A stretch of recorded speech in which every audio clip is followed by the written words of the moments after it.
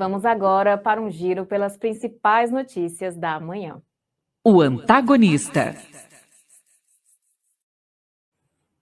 E a proposta de emenda à Constituição, chamada PEC da Gastança, no valor de 175 bilhões de reais, foi entregue na noite de ontem pela equipe de transição do governo ao Congresso Nacional. Na Câmara, ela foi entregue pelo vice-presidente eleito, Geraldo Alckmin, ao presidente da Casa, Arthur Lira. No Senado, o documento foi levado ao presidente da CCJ, senador Davi Alcolumbre, e ao relator do orçamento, o senador Marcelo Castro, que está agora no lugar do presidente da Casa, o Rodrigo Pacheco. Os 175 bilhões de reais seriam destinados aí ao pagamento dos R$600 do Bolsa Família, que é como eles vão chamar, né? Além dos R$150 para crianças até 6 anos.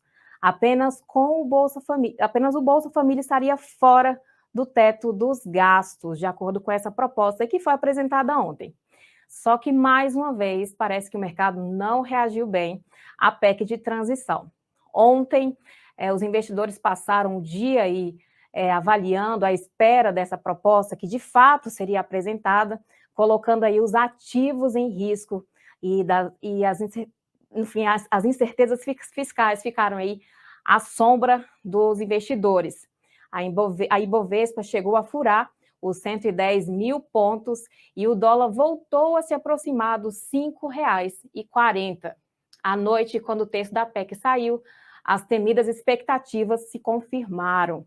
O futuro governo não só pediu a exclusão dos gastos totais do Bolsa Família do teto, como também o valor de 175 bilhões de reais, como quer também que 40% das receitas extraordinárias para pagar aí investimentos.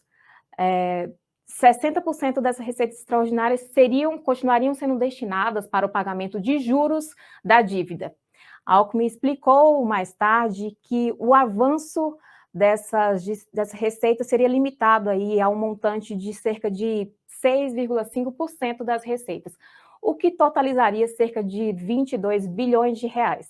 Somando os 22 bilhões de reais com os 175 bilhões de reais, a equipe de transição teria uma licença para gastar, como eles chamam, no valor de 197 bilhões de reais, sem contar aí as outras propostas que estão previstas aí.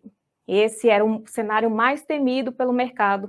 Hoje, mais cedo, no Morning Call, o Rodrigo mencionou isso, que o mercado ficou bem assustado, porque eles não esperavam, ou aliás, esperavam, mas imaginavam que o cenário seria um pouquinho mais ameno, e a situação se agravou um pouco para eles.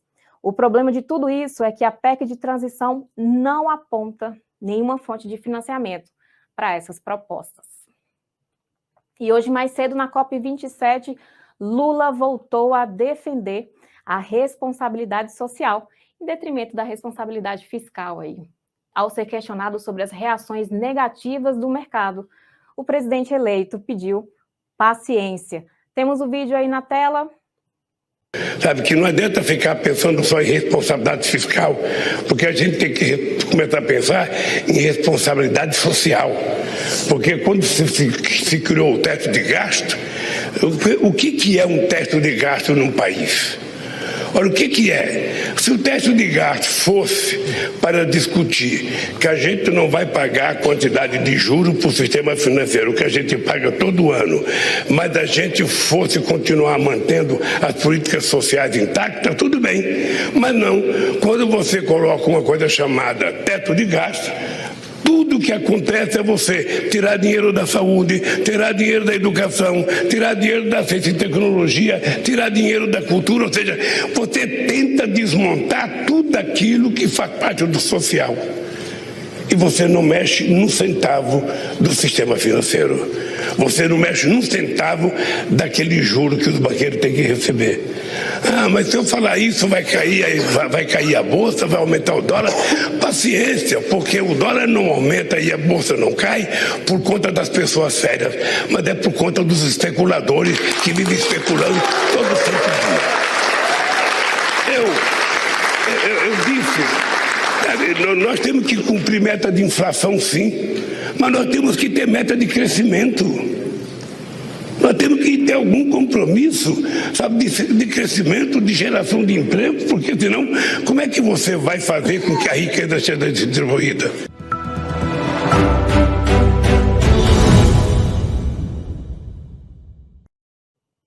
E eu quero a opinião de você aí que está assistindo a gente aqui no Meio Dia em Brasília. Comenta aqui ao lado no nosso chat o que vocês estão achando aí dessa PEC de transição ou PEC da gastança aí, como o antagonista está mencionando, em virtude do gasto, né? São 175 bilhões de reais, somado aí mais 22 bilhões de reais, que totaliza quase 200 bilhões de reais. Extrateto, né? É uma licença para gastar. Então comenta aqui. O Otávio Ricardo comentou aqui, o Mário Jorge. Se quiserem comentar via superchat, a gente coloca aqui na tela para todo mundo que está nos assistindo interagir também, participar das discussões. É importante você, como contribuinte, pessoa que vai também ser afetada com esse extrateto, esse teto de gastos, comentar, expor sua opinião, dizer para a gente o que é que vocês acham aí, para a gente ter conhecimento também e divulgar para as outras pessoas. Seguimos com a informação de que 20 pessoas que fecharam as rodovias em São Paulo foram presas. O Serviço de Inteligência da Polícia Rodoviária Federal chegou até os nomes dos manifestantes após o cruzamento de dados de multas e boletins de ocorrência com as redes sociais dos acusados. Um dos manifestantes portava uma pistola calibre 9mm com 12 projéteis no momento da abordagem da Polícia Rodoviária Federal. Ele dizia ser um CAC. E vamos agora falar do cenário internacional. O Partido Republicano garantiu nesta quinta-feira a maioria simples na Câmara dos Estados Unidos, a Câmara dos Deputados dos Estados Unidos, para os próximos 2 anos. Os republicanos ganharam aí 8 assentos para alcançar a marca de 218 assentos, que seria a maioria, né? Mesmo sendo a maioria bem apertada, bem pequena, já é suficiente para a oposição travar a legislação que altera o teto dos gastos dos Estados Unidos, não do Brasil, e lançar investigações sobre o atual governo. E o Meio Dia em Brasília segue com a informação de que a Polícia Federal deflagrou hoje a Operação Sofisma, que mira um esquema de corrupção, fraudes e licitação, evasão de divisas e lavagem de dinheiro que explorava a Fundação Getúlio Vargas. Entre os investigados estão os membros da família Simonsen, que fundaram aí a FGV em 1994. E o ministro Alexandre de Moraes determinou o bloqueio de contas bancárias de 43 pessoas e empresas suspeitas de licitação de ligação com atos antidemocráticos, realizados após o fim do segundo turno. Na decisão que foi proferida no dia 12, o magistrado também mandou a polícia colher um depoimento dos manifestantes no prazo de até 10 dias. Segundo Moraes, os bloqueios têm o objetivo de frear o uso dos recursos para financiar os protestos. E o Meio Dia em Brasília fica por aqui.